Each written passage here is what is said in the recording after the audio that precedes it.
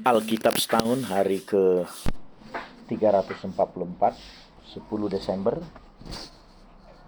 Amsal 30. Perkataan Agur bin Yake dari Masa. Tutur kata orang itu, aku berlelah ya Allah, aku berlelah-lelah sampai habis tenagaku. Sebab aku ini lebih bodoh daripada orang lain. Pengertian manusia tidak ada padaku. Juga tidak kupelajari hikmat, sehingga tidak dapat kukenal yang maha kudus. Siapakah yang naik ke sorga lalu turun? Siapakah yang telah mengumpulkan angin dalam genggamnya? Siapakah yang telah membungkus air dengan kain? Siapakah yang telah menetapkan segala ujung bumi? Siapa namanya dan siapa nama anaknya? Engkau tentu tahu. Semua firman Allah adalah murni. Ia adalah perisai bagi orang-orang yang berlindung padanya. Jangan menambahi firman-Nya, supaya engkau tidak ditegurnya dan dianggap pendusta.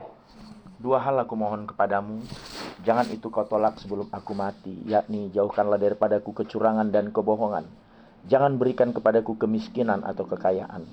Biarkanlah aku menikmati makanan yang menjadi bagianku, supaya kalau aku kenyang, aku tidak menyangkalmu, dan berkata, siapa Tuhan itu? Atau kalau aku miskin, aku mencuri dan mencemarkan nama Allahku. Jangan mencerca seorang hamba pada tuannya, supaya jangan ia mengutuki engkau, dan engkau harus menanggung kesalahan itu. Perjanjian Baru Wahyu 2. Tuliskanlah kepada malaikat jemaat di Efesus. Inilah firman dari Dia yang memegang ketujuh bintang itu di tangan kanannya dan berjalan di antara ketujuh kaki dian emas itu. Aku tahu segala pekerjaanmu, baik jeripayamu maupun ketekunanmu.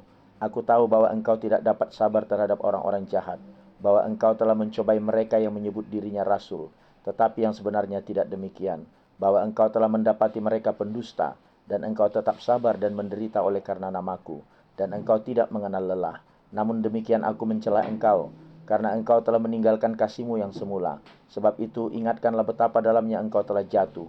Bertobatlah dan lakukanlah lagi apa yang semula engkau lakukan. Jika tidak demikian, aku akan datang kepadamu, dan aku akan mengambil kaki dianmu dari tempatnya.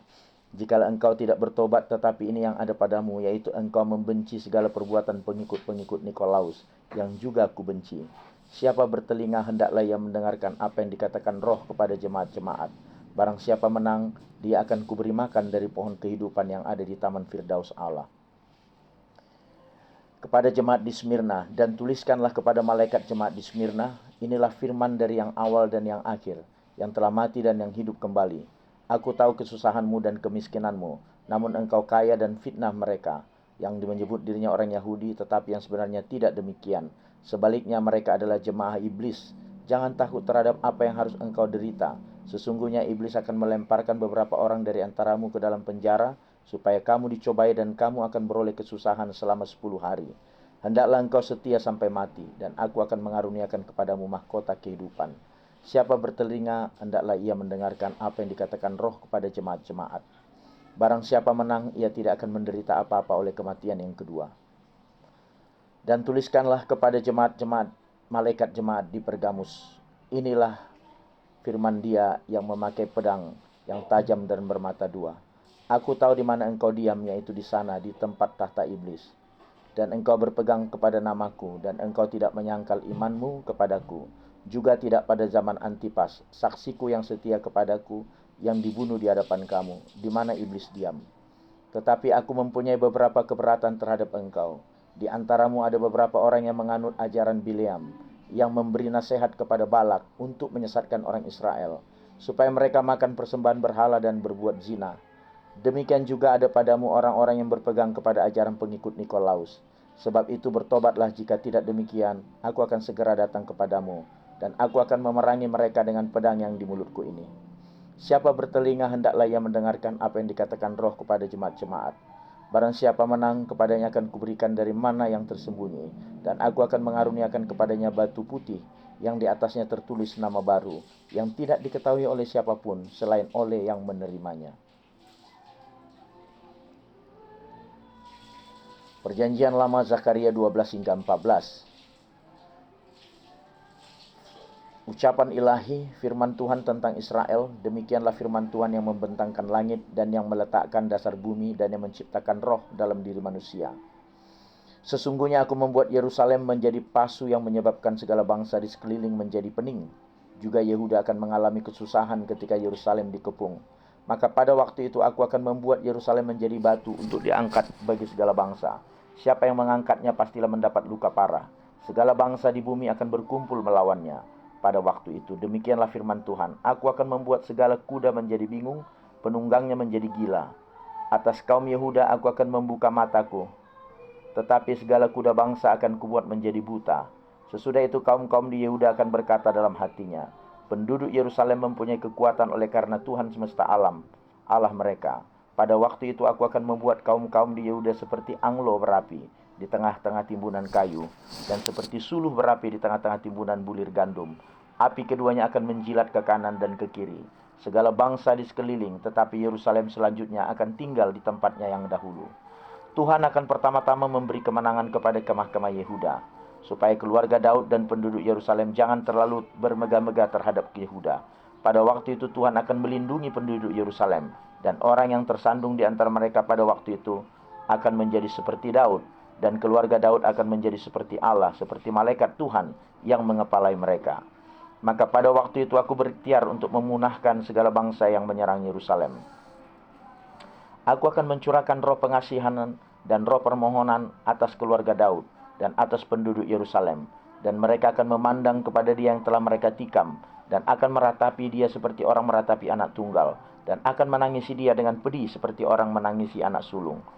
Pada waktu itu ratapan di Yerusalem akan sama besarnya dengan ratapan atas Hadad Rimon di lembah Megido. Negeri itu akan meratap, setiap kaum keluarga tersendiri, kaum keluarga keturunan Daud tersendiri dan istri mereka tersendiri. Kaum keluarga keturunan Daud tersendiri dan istri mereka tersendiri, kaum keluarga Nathan tersendiri dan istri mereka tersendiri, kaum keluarga keturunan Lewi tersendiri dan istri mereka tersendiri, kaum keluarga Simei tersendiri dan istri mereka tersendiri, juga segala kaum keluarga yang masih tinggal, setiap kaum keluarga tersendiri dan istri mereka tersendiri. Pada waktu itu akan terbuka suatu sumber bagi keluarga Daud dan bagi penduduk Yerusalem untuk membasuh dosa dan kecemaran. Maka pada waktu itu demikianlah firman Tuhan semesta alam, aku akan melenyapkan nama-nama berhala dari negeri itu, sehingga orang tidak menyebutnya lagi. Juga para nabi dan roh najis akan kusingkirkan dari negeri itu. Dan apabila seorang masih tampil sebagai nabi, maka ayahnya dan ibunya yang telah memperanakkan dia akan berkata kepadanya, janganlah engkau hidup lagi, sebab yang kau katakan demi nama Tuhan itu adalah dusta. Lalu ayahnya dan ibunya yang telah memperanakkan dia akan menikam dia pada waktu ia bernubuat. Pada waktu itu para nabi masing-masing akan mendapat malu oleh karena penglihatannya sebagai nabi. Dan tidak ada lagi dari mereka yang mengenakan jubah berbulu untuk berbohong. Tapi masing-masing akan berkata, aku ini bukan seorang nabi melainkan seorang pengusaha tanah. Sebab tanah adalah harta kepunyaanku sejak kecil. Dan apabila ada orang bertanya kepadanya, bekas luka apakah yang ada pada badanmu itu? Lalu ia akan menjawab, itulah luka yang kudapat di rumah sahabat-sahabatku. Hai pedang, bangkitlah terhadap gembalaku, terhadap orang yang paling karib kepadaku. Demikianlah firman Tuhan semesta alam. Bunuhlah gembala sehingga domba-domba tercerai-berai. Aku akan mengenakan tanganku terhadap yang lemah. Maka di seluruh negeri demikianlah firman Tuhan, 2/3 daripadanya akan dilenyapkan, mati binasa, tetapi 1/3 daripadanya akan tinggal hidup. Aku akan menaruh yang 1/3 itu dalam api dan akan memurnikan mereka seperti orang memurnikan perak. Aku akan menguji mereka seperti orang menguji emas. Mereka akan memanggil namaku dan aku akan menjawab mereka. Aku akan berkata mereka adalah umatku dan mereka akan menjawab Tuhan adalah Allahku. Sesungguhnya akan datang hari yang ditetapkan Tuhan, maka jarahan yang dirampas daripadamu akan dibagi-bagi di tengah-tengahmu. Aku akan mengumpulkan segala bangsa untuk memerangi Yerusalem. Kota itu akan direbut, rumah-rumah akan dirampoki, dan perempuan-perempuan akan ditiduri. Setengah dari penduduk kota itu harus pergi ke dalam pembuangan, tetapi selebihnya dari bangsa itu tidak akan dilenyapkan dari kota itu. Kemudian Tuhan akan maju berperang melawan bangsa-bangsa itu, seperti ia berperang pada hari pertempuran. Pada waktu itu kakinya akan berjejak di Bukit Zaitun yang terletak di depan Yerusalem di sebelah timur. Bukit Zaitun itu akan berbelah dua dari timur ke barat, sehingga terjadi suatu lembah yang sangat besar. Setengah dari bukit itu akan bergeser ke utara dan setengah lagi ke selatan. Maka tertutuplah lembah gunung-gunung itu, sebab lembah gunung itu akan menyentuh sisinya, dan kamu akan melarikan diri seperti kamu pernah melarikan diri oleh karena gempa bumi pada zaman Usia, Raja Yehuda. Lalu Tuhan Allahku akan datang dan semua orang kudus bersama-sama dia.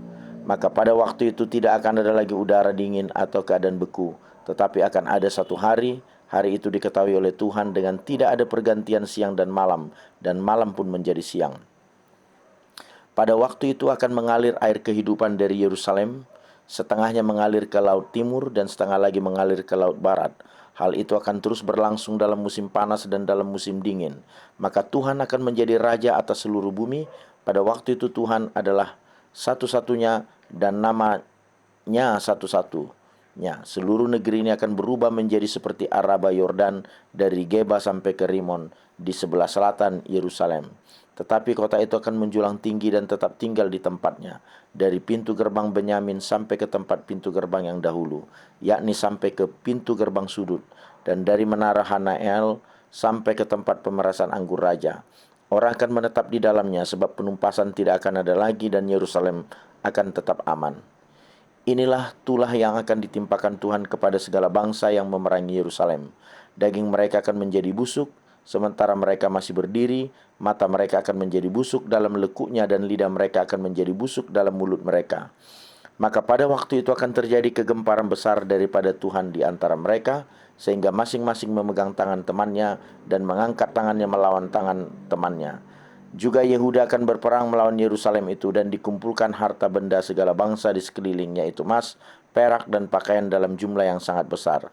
Tulah seperti itu juga akan menimpa kuda, bagal, unta, keledai, dan segala hewan yang ada dalam perkemahan-perkemahan itu. Maka semua orang yang tinggal dari segala bangsa yang telah menyerang Yerusalem akan datang tahun demi tahun untuk sujud menyembah kepada Raja, Tuhan semesta alam, dan untuk merayakan Hari Raya Pondok Daun. Tetapi bila mereka dari kaum-kaum di bumi tidak datang ke Yerusalem untuk sujud menyembah kepada Raja, Tuhan semesta alam, maka kepada mereka tidak akan turun hujan. Dan jika kaum Mesir tidak datang dan tidak masuk menghadap, maka kepada mereka akan turun tulah yang ditimpahkan Tuhan kepada bangsa-bangsa yang tidak datang untuk merayakan Hari Raya Pondok Daun. Itulah hukuman dosa Mesir dan hukuman dosa segala bangsa yang tidak datang untuk merayakan Hari Raya Pondok Daun. Pada waktu itu akan tertulis pada kerincingan-kerincingan kuda, kudus bagi Tuhan, dan kuali-kuali di rumah Tuhan akan seperti bokor-bokor penyiraman di depan mezbah. Maka segala kuali di Yerusalem dan di Yehuda akan menjadi kudus bagi Tuhan semesta alam. Semua orang yang mempersembahkan korban akan datang, mengambilnya dan memasak di dalamnya. Dan tidak akan ada lagi pedagang di rumah Tuhan semesta alam pada waktu itu. Amin.